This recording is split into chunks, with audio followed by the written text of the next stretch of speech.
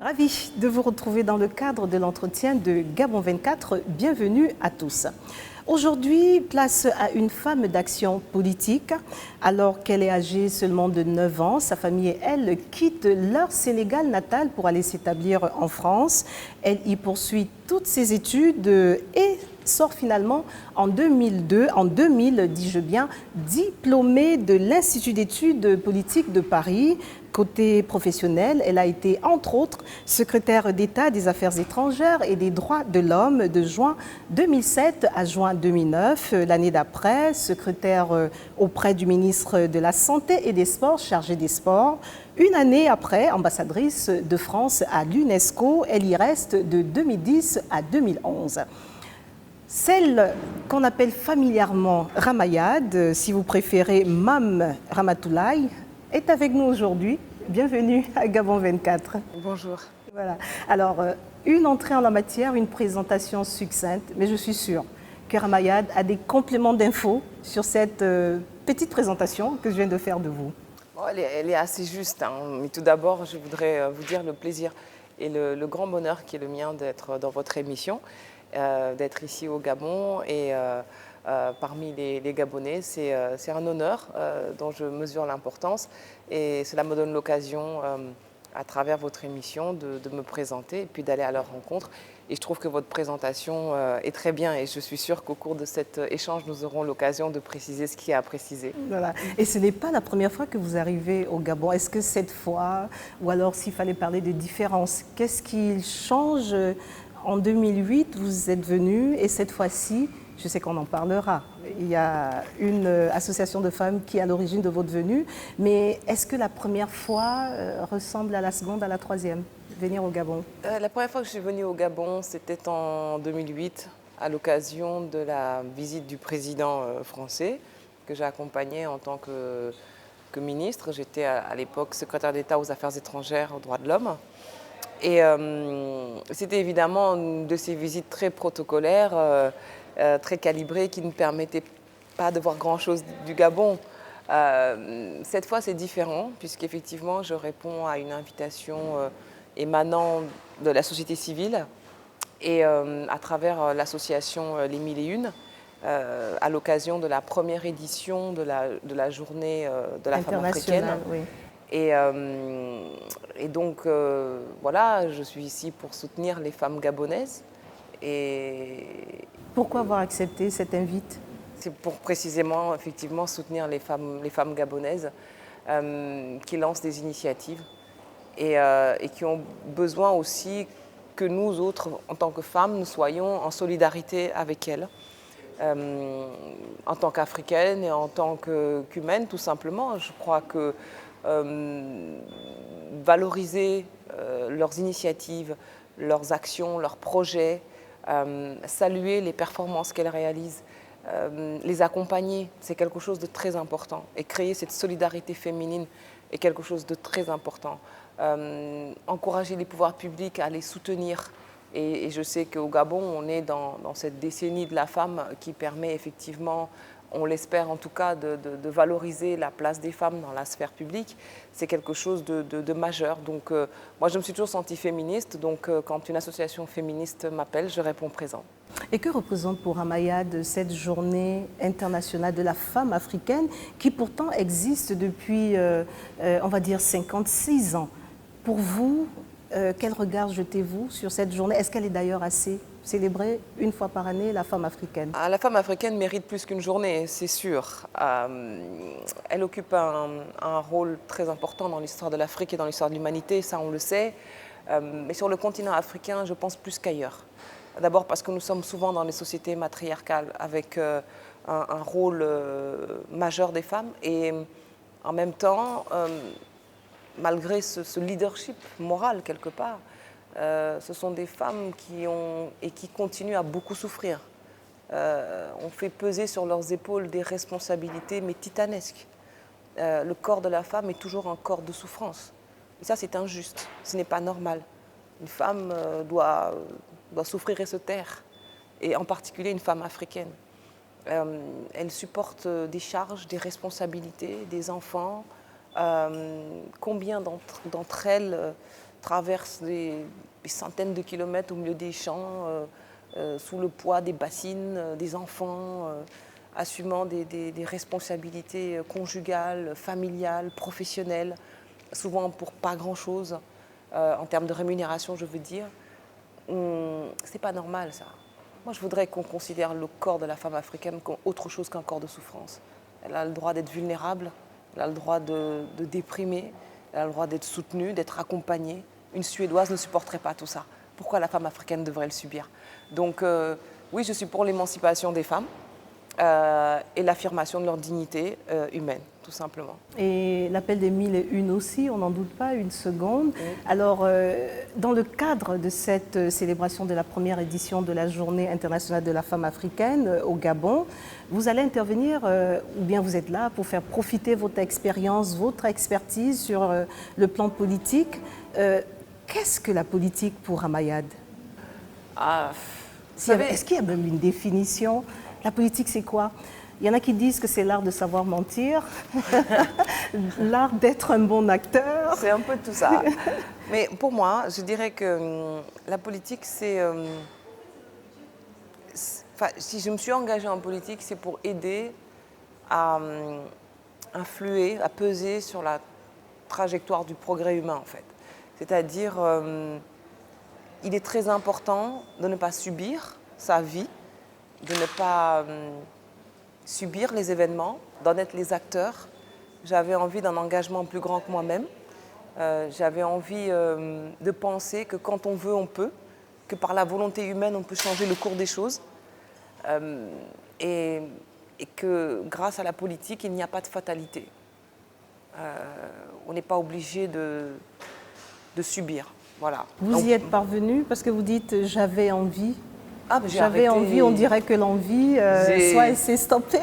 Je me suis engagée pendant 10 ans en politique. 10 ans. D'entrée de jeu, effectivement, j'étais la première femme secrétaire d'État, ministre dans un gouvernement français d'origine africaine. Donc c'était une pression, ça, forte. Parce qu'on me l'a rappelé tout le temps, comme si, je ne sais pas comme si, mais il y avait quelque chose de malsain dans ce rappel. Comme si c'était une performance, en fait, alors que les femmes africaines réalisent des choses bien plus importantes tous les jours. J'étais la plus jeune aussi, sous la Ve République, à être ministre, comme si les jeunes étaient condamnés à ne pas accéder à des responsabilités. Et puis aussi, parce qu'au bout d'un certain temps, effectivement, j'étais dans les sondages la personnalité politique préférée des Français. Et tout ça a créé sur moi une attente, une pression, des responsabilités fortes, alors que je n'étais pas forcément préparée pour ça, mais j'ai dû gérer, et tout en restant libre, parce que je tiens plus que tout à ma liberté de parole, à la dignité de la femme d'origine africaine que je suis. Je savais, en m'engageant en politique, que jamais je n'accepterais d'être humiliée, quitte à ce que je ne fasse pas vraiment carrière, mais parce que je plaçais la dignité qui est la mienne au-dessus de tout, et à travers moi, celle des Africains, en fait. Parce que même si j'étais là pour représenter la communauté nationale française dans son ensemble, je savais que je représentais, j'étais ambassadrice du continent africain dans le champ politique français. Et ça me donnait une responsabilité supplémentaire qui faisait que je ne pouvais pas faire n'importe quoi. Qu'à travers moi, on pouvait juger les Africains, en bien ou en mal. Surtout en mal, si vous voulez. Vous voyez ? Et ça, c'était non négociable. Ça, c'était pas négociable. Et donc, ça a été difficile, c'est vrai, mais ça a été très gratifiant. Mais au bout de 10 ans, j'ai estimé que il fallait s'arrêter sur le champ politique. D'abord parce que je me suis présentée à la présidentielle Et j'ai senti un plafond de verre en béton au-dessus de ma tête. Je me suis dit, bon, il vaut mieux reculer pour mieux sauter. Les observateurs, mes collègues ont eu des réactions outrées. Comment ose-t-elle se présenter à la présidence de la République française? Telle, si jeune. Oui, oser, une femme noire, musulmane, jeune, machin, comment ose-t-elle? Eh bien oui, je vais oser, vous allez vous y habituer. On ne va pas s'interdire les plus hautes fonctions de la République française parce que ceci ou cela. Et donc, mais j'ai senti quand même le plafond de verre, l'ultime. Et là, je me suis dit, je ne vais pas le percer tout de suite. Donc, on va reculer. Et puis, je suis passionnée par autre chose aussi. Oui, on retient que Ramayad, elle recule, certainement pour mieux sauter. Mais en attendant, êtes-vous de celles qui pensent que la réussite de la femme, en général et en particulier la femme africaine, passe par son plein investissement dans la sphère politique? Je crois qu'il ne faut pas être dans l'injonction. C'est comme l'entrepreneuriat au féminin. Toutes les femmes ne vont pas du jour au lendemain comme ça créer leur entreprise. Il y en a qui ont un esprit d'entreprise, il y en a qui n'en ont pas. De la même manière, toutes les femmes ne vont pas se lancer en politique parce qu'il faut qu'il y en ait. Il y en a qui aimeront ça, il y en a qui n'aimeront pas ça, qui n'ont pas de talent pour ça parce que ça ne leur dit rien, ça ne leur parle pas, et qui préféreront la culture, les arts, l'enseignement, la science. Donc, toujours pas d'injonction. On doit être libre de choisir. Mais j'encourage les femmes qui ont l'appétence pour cela à s'investir dans le leadership politique pour décider de l'avenir de leur pays. Encore une fois, pour ne pas subir les décisions, qu'elles ne soient pas rendues par d'autres et qu'elles soient celles qui les subissent en fait. Ça, c'est hors de question. Donc, elles doivent participer. Est-ce que c'est une mission accomplie en France pour la femme, sachant qu'en 2007 déjà, on a eu Madame Ségolène Royal qui a failli réussir le tour de force en se présentant lors de la présidentielle. Et vous-même aussi, on ne sait pas, elle y est allée ou pas en 2016 en se déclarant candidate à la dite élection. J'ai essayé, mais pour être autorisée à concourir, il faut être parrainée par 500 élus locaux. Et j'étais une candidate indépendante, c'est-à-dire je n'étais ni avec la gauche ni avec la droite. J'avais créé mon propre mouvement indépendant de tous les partis politiques qui s'appelle La France qui ose. Et quand on part en indépendant, c'est très très compliqué parce qu'on n'a pas un stock d'élus locaux dans votre parti qui vous apporte sans discussion les parrainages. Il faut aller convaincre chaque élu. Donc ça a été quelque chose de compliqué. J'ai été la première à ne pas obtenir ces 500 parrainages. J'étais vraiment au pied du podium. La performance était réelle. Il ne m'en manquait pas beaucoup, mais malheureusement, je n'ai pas pu aller au bout. Sur les 500? J'en ai fait presque 400, il en fallait 500. Et il m'a manqué un peu de temps. Mais ça, parce que j'avais un petit peu sous-estimé. C'était le manque d'expérience sur cette campagne électorale-là. On comprend mieux la pause pour mieux peaufiner voilà, ces stratégies. Ramayad, nous n'en sommes certes pas encore à la parité homme-femme, mais au Gabon, les plus hautes autorités y travaillent assidûment pour respecter les 30% de représentativité tant des jeunes que des femmes. Et au regard de votre parcours politique en France, membre de l'Union pour le mouvement populaire UMP, première vice-présidente du Parti radical, et j'en passe, qu'avez-vous envie de dire à la Gabonaise qui veut y rester ou à celle qui a envie de s'y lancer?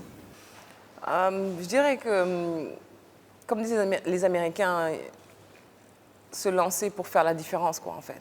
Vivre sa vie pour faire la différence. Ça doit être ça, je pense, l'objectif d'une vie. Ne pas se contenter de juste d'être né, quoi.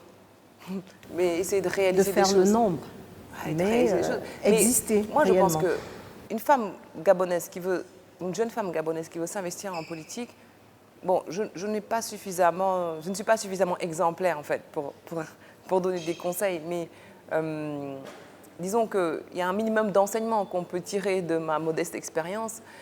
C'est que je crois important d'abord d'avoir un métier pour être libre. Il ne faut pas se lancer en politique si vous êtes financièrement ou professionnellement dépendant de milieux politiques. Parce que on peut vous faire du chantage pour vous rendre obéissante. en vous disant que si vous voulez pouvoir payer vos factures, il faut que vous disiez ceci, que vous fassiez cela. Donc, avant de se lancer, il faut avoir un métier qui assure votre indépendance professionnelle et financière. Et ensuite, vous allez en politique. Ça, je crois que c'est quelque chose d'important. Je crois aussi qu'il est important de ne jamais rien céder à sa dignité personnelle. C'est-à-dire, il faut faire des compromis en politique, ça c'est certain.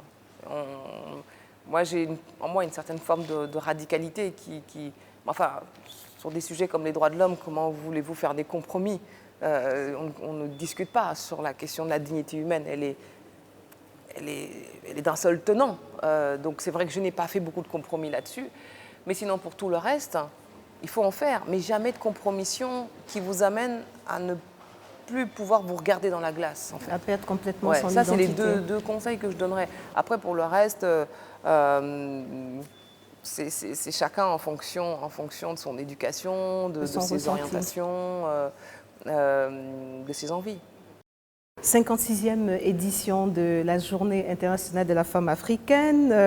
Peut-on aujourd'hui parler d'acquis depuis son lancement en 1962 à Dar es Salaam, et nous sommes là en Tanzanie grâce à une sage-femme militante, résistante, Awa Keïta du Mali.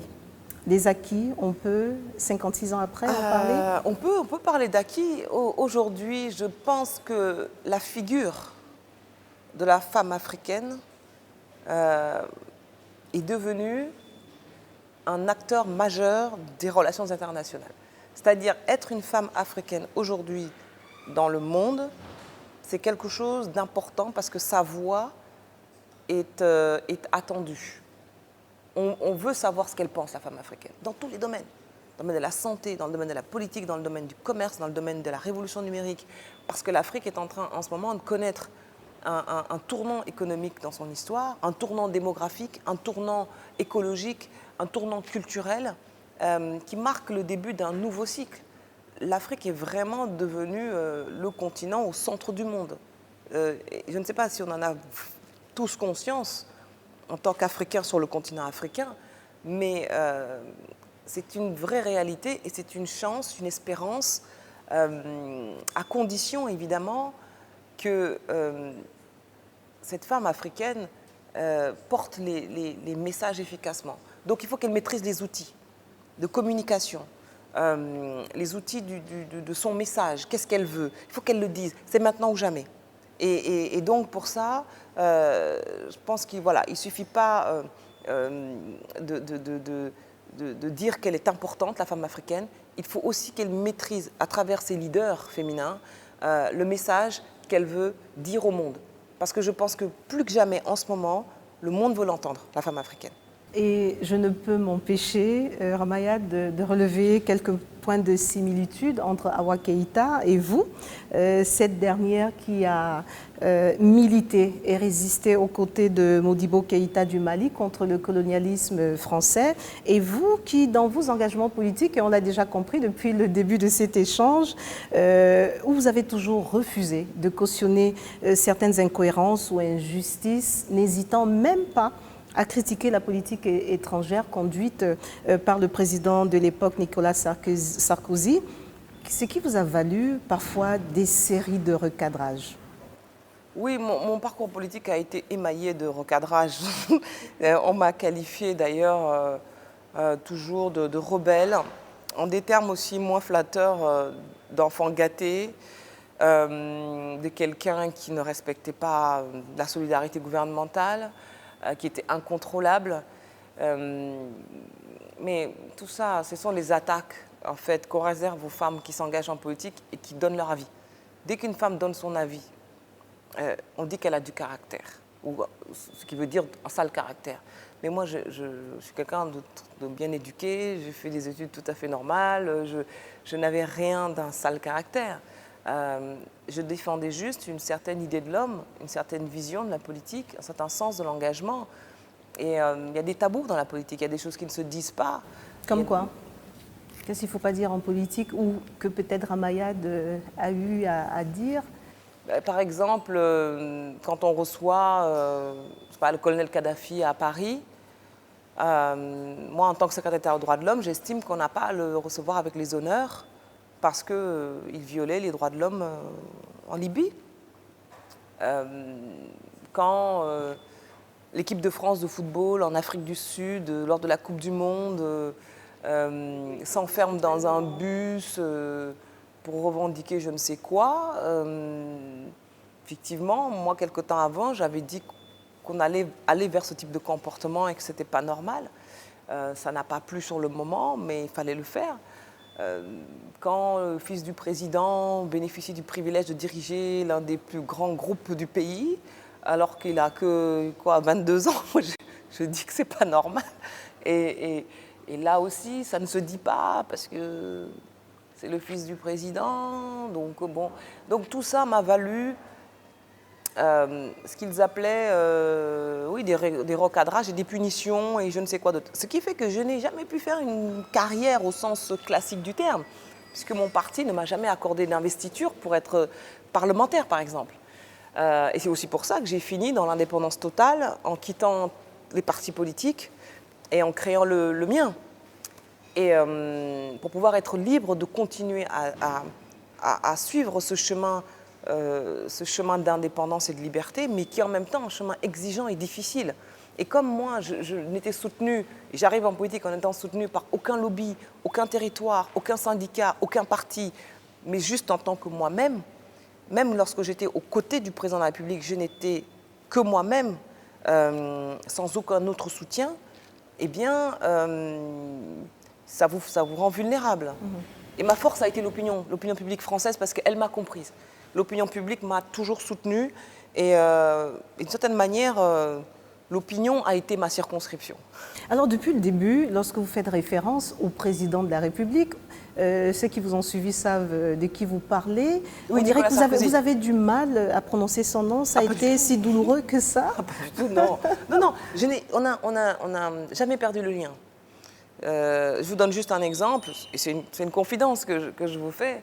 Mais on est loin de la France, on est au Gabon, donc je peux peut-être me permettre, malgré l'existence des réseaux sociaux, quand après la primaire de la droite et du centre, dans laquelle je n'étais pas personnellement, 2016, pour choisir le futur candidat à la présidentielle de 2017 à droite, Nicolas Sarkozy était candidat à la primaire aux côtés de François Fillon, Bruno Le Maire et d'autres. Et Nicolas Sarkozy a perdu cette primaire. Lui, ancien président de la République, ancien leader de la droite, le seul qui l'ait conduit à une victoire présidentielle ces 20 dernières années, il a été battu. Ça m'a fait quelque chose. Parce que nous avions conquis le pouvoir en 2007 ensemble, ce qui a été une formidable aventure. Ça a fait de nous des compagnons de route. Et ensuite, il m'a quand même s'il a fallu que je le convainque, intégré dans son gouvernement. Et ce qui fait que, quand même, ça crée du lien. Et donc, je suis allée le voir après la primaire pour lui exprimer ma sympathie par rapport à cette défaite qui ne devait pas être facile. Donc, j'ai toujours été dans le respect. Et c'est pour ça que je l'appelle Monsieur le Président de la République et que je le vouvoie, contrairement à tous les autres qui l'ont toujours tutoyé. Voilà. Et on vous voit à l'occasion aussi en Afrique, notamment vous rendre au Sénégal pour diverses raisons.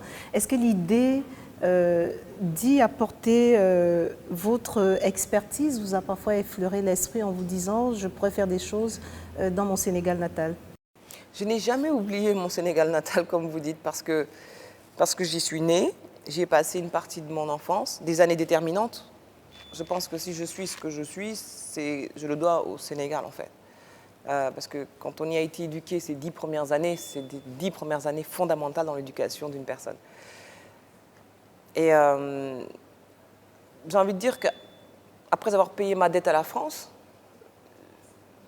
il faut que je paye ma dette à l'Afrique et au Sénégal en particulier.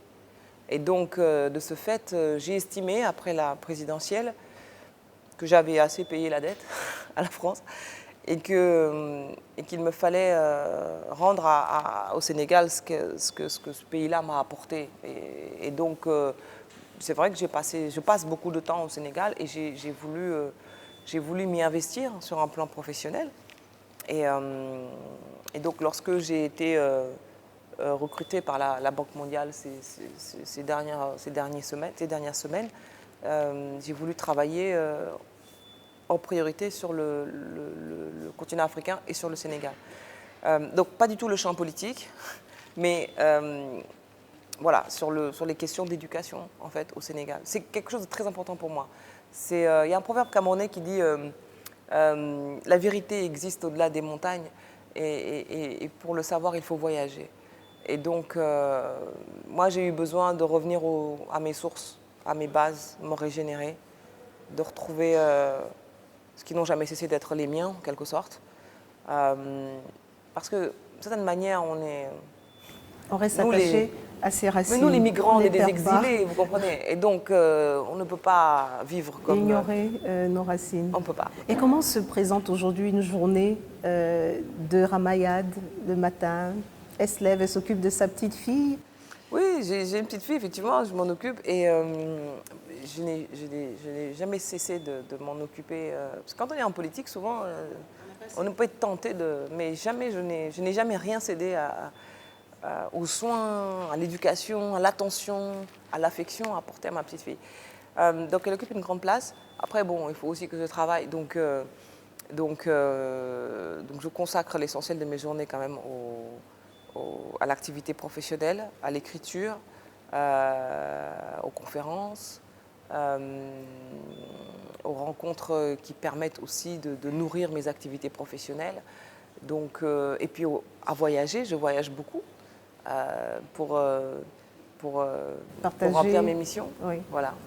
Et pour refermer vraiment très rapidement cet entretien, Madame Ramayad, le thème femmes et politique, pour en revenir à ça, puisque c'est l'objet de votre venue au Gabon, finalement, quels sont les éléments clés et les stratégies essentielles pour l'émergence de la femme africaine dans ce secteur? Je crois que l'élément clé, c'est la solidarité des femmes qui sont parvenues à se hisser au plus haut niveau envers celles qui sont restées en bas. Qu'elles ne les oublient pas et qu'elles les entraînent avec elles. Les mères, les sœurs, les frères, les cousines qui triment dans les champs, dans les usines, dans les villages, celles qui sont souffrantes, celles qui sont handicapées, celles qui sont présentées comme analphabètes. Ces femmes-là méritent l'attention de celles qui sont arrivées et qui sont en situation de leadership. Il ne faut pas qu'elles soient égoïstes, il ne faut pas qu'elles restent entre elles. Il ne faut pas qu'elles oublient que leur maintien là-haut dépend aussi de l'existence d'une masse de femmes prêtes à les soutenir lorsque leur position devient vulnérable. Parce qu'il n'y a pas d'acquis en ce qui concerne les droits des femmes. Les acquis sont toujours les remettre en cause. Regardez ce qui se passe aux États-Unis avec tout ce qui tourne autour de la contraception, les droits des femmes et tout ça. Tous ces droits qui sont remis en cause tous les jours par des États américains.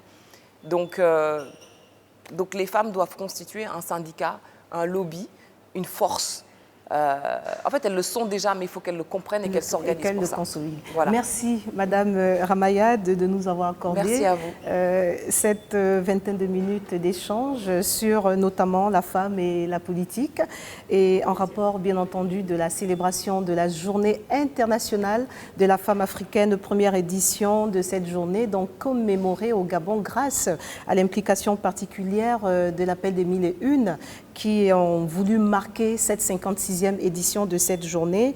Voilà pour tout le temps qui nous était imparti. Merci de nous avoir suivis et je vous invite à rester des nôtres. L'information continue sur Gabon 24.